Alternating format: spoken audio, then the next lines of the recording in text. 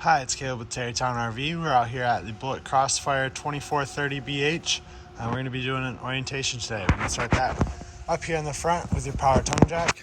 You have a light switch on here for this LED here to light up your hitch and receiver and everything, so you can back up easier in the dark. And then you have retract and extend for the tongue jack to raise and lower that to get on your vehicle. If this were to fail for any reason, you can remove this rubber cap here, and there's a socket down in there that not down in there that you can fit a 3/4 inch socket on. There's also a 3/4 inch jack crank inside that you can use to manually crank that up or down. Right behind that are your two 20-pound propane tanks with the regulator in the middle. This is a manual switchover, so whichever way this is pointed is the tank you're using. Once that tank goes empty, switch it over to the next tank. Then you have a location for the battery here. There's a room for 2 batteries, and you do have a battery disconnect as well. If this is pointed up to the right there, the batteries are on. If you turn to the left, that will disconnect the batteries so that they don't get drained down. When the battery disconnect is turned off like this, your batteries are not going to be able to charge when you're hooked up to your vehicle or to shore power. So really you only need to use this for long-term storage. If you want your batteries to charge, make sure that this is in the on position. You do also have a spot for a portable solar panel here that plugs in, and that'll trickle charge your batteries. And that portable solar panel obviously just sets up on the ground. As we work our way around to the side here, we have your pass-through storage, goes all the way through. On the left, this blue box is the solar controller for the solar panels on the roof, and then you have inverter prep on the wall here as well. It's prep for an inverter, so the wiring is all there. There's not an actual inverter on the unit. This is that jack crank I mentioned. That'll work for the tongue jack. And here we have the switches for your stabilizer jacks. So you have extend and retract for the rear, and extend and retract for the front. So those are for stabilization only, not for leveling. So you want to level your trailer out front to back using your tongue jack, raising it or lowering it as needed, and side to side by putting boards or blocks underneath your tires. And then once the trailer is leveled to your satisfaction, you'll use the stabilizers, run them down to the ground, and then put just a little bit more pressure on them so that they can do their job properly and stabilize the unit out while you're using it. Right here, we have your freshwater connection on the left, city water connection on the right. So with the freshwater connection, that is to fill your freshwater tank. It's just a gravity feed there. So you stick your hose in and then turn it on, and you make sure you monitor the level of that inside on your monitor panel. If you're full hookup camping and you have water hookup all the time, or you're trying to run some water at your house, hook a garden hose up to here, turn it on, and that's going to be what creates your water pressure for you. I do recommend you use a water pressure regulator with that. Not all RVs are designed to withstand like typical city water pressure that you'd have in your house. So if you use a water pressure regulator, that lowers the PSI a little bit into a reasonable range for the unit. Also, it's not necessary, but I would recommend getting a 90-degree elbow as well, so that instead of hooking your hose straight up to here and risking it kinking, falling down over time, hooks up from the bottom instead. Now just put a little less stress on your hose as you use that. We'll work our way around here now. So just behind your slide out, you have your 30-amp power hookup, which is a twist lock for your 30-amp cord there. I do recommend that you use a 30-amp surge guard with that to help protect the electronics on the unit. It's a lot cheaper to replace a surge guard than it is to replace all the electrical in the trailer. This is a black tank flush here. We'll go over that in just a second. And then you have outdoor shower here. There's a hose for it up in the pass-through. Hot and cold water, quick connect there. And down below that is the most fun part of camping, your sewer drains. On the right, it's like the black tank, on the left is gray. Black is going to be for your toilet, and gray is going to be your dirty sink and shower. So once you're ready to drain, hook your sewer hose up in the middle. You'll want to pull your black tank handle first, let that drain out. Once that's empty, pull your gray tank handle. That gray dirty sink and shower water will help to rinse the black toilet water out of your line. And once the gray is done, close that up, leave your black tank handle open, and that's when you come up here to your black tank flush. So you hook a hose up to it, it's going to spray directly into your black tank, and it'll spray around. Works kind of like an upside down sprinkler in there, and it'll help to rinse it out, get rid of any waste that's left, and also clean off your sensors so you can get more accurate readings about the tank level inside. You can run water through there for probably 5 or 10 minutes is all you need, and then turn your water off here, close your slide valve, put your sewer cap on, and you're all set to go there. So we work our way around to the back. Right up here you have a spot for, or an input for cable and satellite. If you're staying at a campground that has cable, or if you have a portable satellite dish, this is where you'll hook that into. And as we continue back here, you have your spare tire. If you look up top, is prepped for a Keystone backup camera, and also prepped for a rear ladder.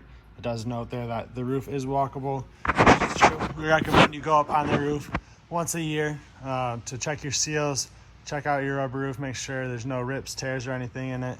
And we do recommend you clean and use conditioner on the rubber roof as well, just to help keep that maintained in the best condition possible. So a little spray port on the back here for a water hose. That's going to be cold water only, whereas the one on the other side is hot and cold. Then we work our way around to the door side. You have your outdoor kitchen here, the little pull-out countertop, and outside mini fridge here with the temperature controls up there in the corner. You have two 110 outlets here. See, they're also, it says inverted outlet, so if you had an inverter, they would be powered by the inverter. There's just inverter prep on here. You have two outside speakers. This vent is for the back side of the refrigerator. If you ever do need to access that for some reason, you can take these tabs, give them a quarter turn, and that'll pull down, and you can see the back side of the fridge. It's mainly for service purposes that they make that accessible, and also so gas fumes can vent outside if you run it off of gas. You have the furnace exhaust there, and to the right of that is your water heater. This is a gas and electric water heater. The switches for it are inside to turn that on and off. For the gas portion, make sure your propane is turned on, and for the electric portion, make sure you have 110 power hookup. Right down here at the bottom is your drain and drain cap. That cap just tightens over there. It's a 1 1/16 inch socket that you'll use for that. You can tighten that on there and then turn your water on. The tank here is going to start to fill. Before you turn on the gas or electric portion, you want to be sure that the tank is filled with water. Pull on your pressure relief valve, and once water starts coming out of there, then you're good to turn that on. You can turn it on gas or electric, or you can do both of them at the same time. That's going to be your most efficient manner of heating it because you have both heating elements going. Otherwise, if you're running them individually, gas will heat up faster than electric, but it will use up your propane. And when you're all done with it, just take your drain cap off, let the water drain out from there so that you don't have water just sitting in there in between camping trips or in between uses. And that way you have fresh water in there each time.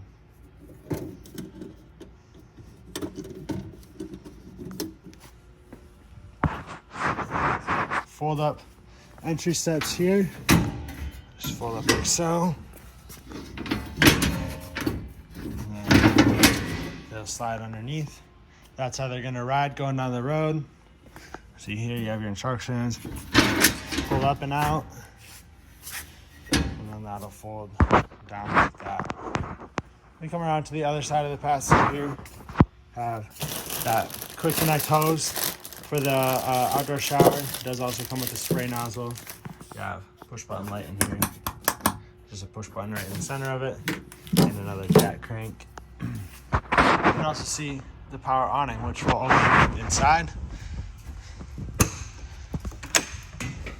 Right on your control panel in here is where the awning controls are at. You have awning extend and awning retract. So we want to extend this out.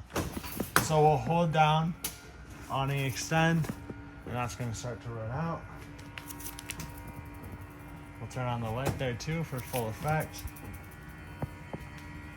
The awning's not going to stop automatically as you're running out, so you do want to keep an eye on it. There's going to be a little extra fabric piece that hangs down, which is right there. I'm gonna stop it right there because we'll hit that pole.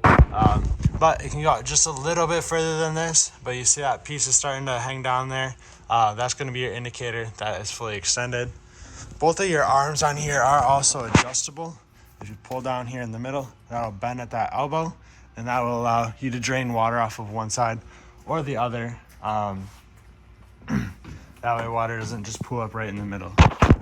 To retract it, simply hold down on and retract. And that's gonna start to come back towards the unit. And then once it gets up against the side of the unit, it'll stop. I have a few more controls on here. Up at the top is your monitor panel, so you can see the level of your battery. Fresh, black. It shows black 2 on here. Black 2 is not gonna ever read anything because there's only a single black tank on here. So that'll always read empty. And then you have gray 1. There's no gray 2 on here either. So gray 2 and black 2 will always read empty.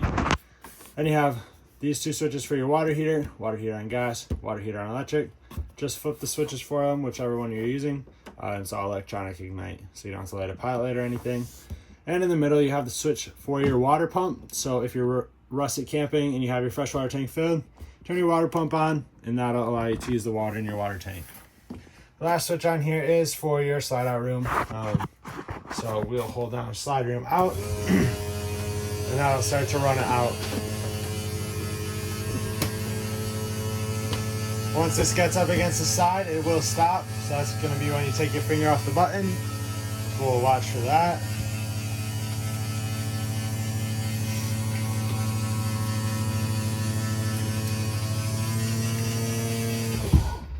So that's fully extended there. You can see that opens up the area in here and gives you a lot more room.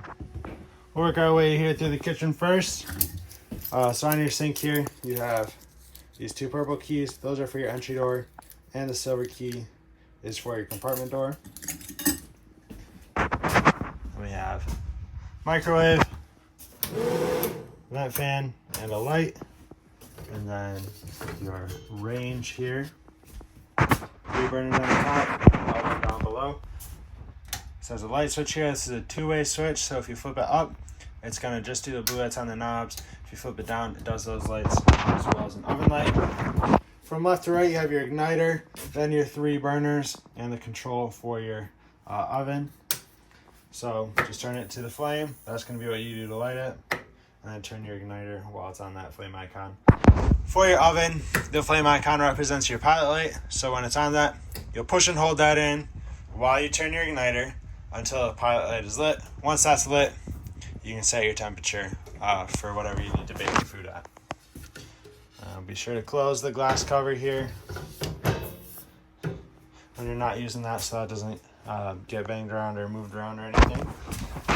Right here is your carbon monoxide detector. See that little green light is on it, which means it's on. That will draw off your battery a little bit because it's hardwired to it.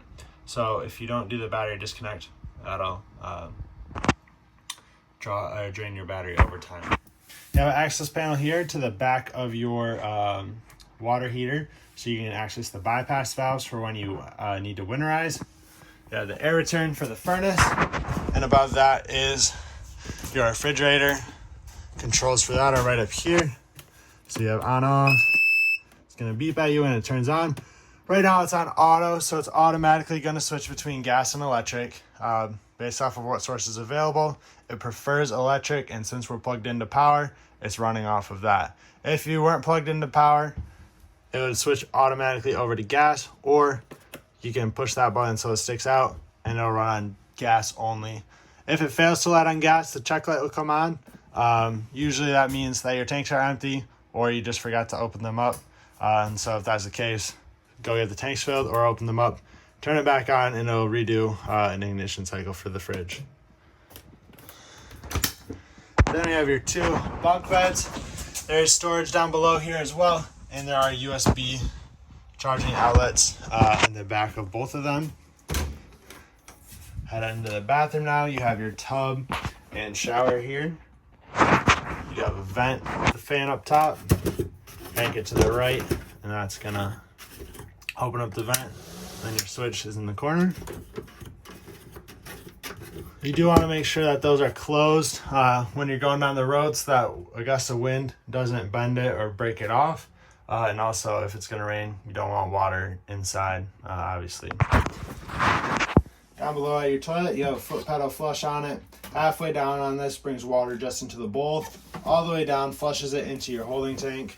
And then you have GFCI resettable outlet. Once again, if you had an inverter on here, this outlet would be powered by the inverter. And then your light switch right above that. To the right of the bathroom door is your breaker box and your fuse panel. So everything in here is labeled on the side and on the left here as well.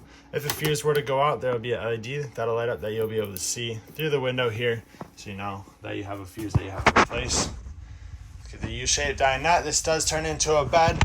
This tabletop just picks up off the legs. You'll move the legs out of the way, store them somewhere, and that tabletop will set on the black supports all around, and you'll use the cushions to fill in the gap where that tabletop is, and you'll have a nice extra bed. Then we have your entertainment area here. There's a location or a backer built into the wall for the TV here, so you can mount that. Some connections are all right down here. You see this one has a green light on it. That is your antenna booster. So if that green light is on, your antenna is on. If you are hooked up to cable or satellite, push the little button next to it and that'll turn it off, and then you'll be able to get channels on your cable or satellite. You also have your radio here. This is Bluetooth compatible as well.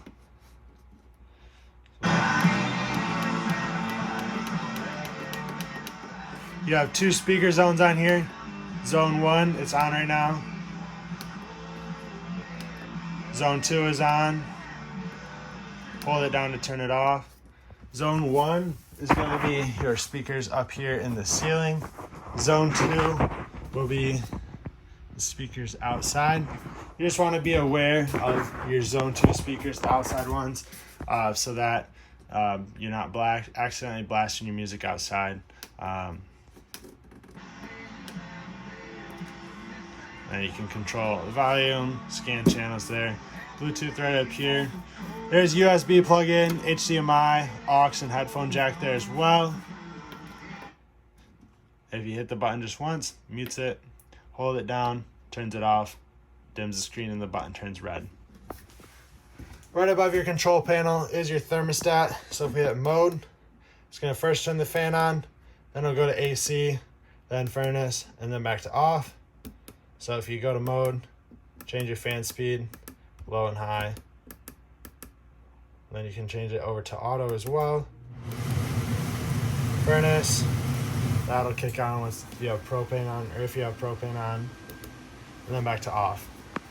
Then we'll work up into the bedroom here. You have storage up and around, and little cubbies on the back, which both have 110 and USB chargers in them as well. And then pick up on the bed. There's a little bit of storage underneath there as well. And over on the side here, there's a backer built into the wall with connections up above for a TV. But that is going to be everything for the Bullet here. Hope this video is helpful to you. If you have any questions, feel free to reach out to Terrytown RV, and we'll be able to hopefully help you out with those. Thank you for choosing Terrytown.